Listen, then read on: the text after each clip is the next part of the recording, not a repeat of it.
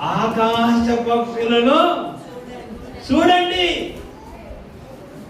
అందులో కాకిని గురించి ఆలోచించండి. ఏం గురించి ఆలోచించమన్నాడు మనల్ని?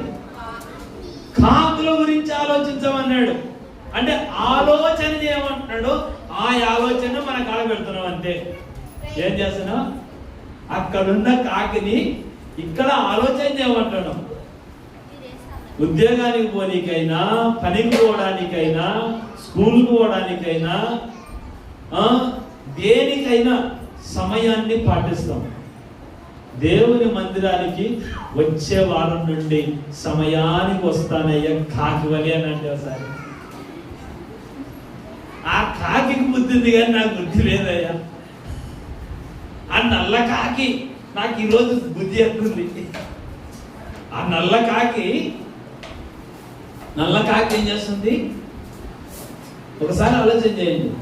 ఆలోచించండి అన్నాడు కాబట్టి ఆలోచన చేద్దాం అంతే. ఆ నల్లది నాకే బుద్ధి చెప్తుంది. ఆ నల్ల కాకి ఎవరు బుద్ధి చెప్తుంది? మనకే బుద్ధి చెప్తుంది. ఏమని? సమయాన్ని పోనీయొద్దండి.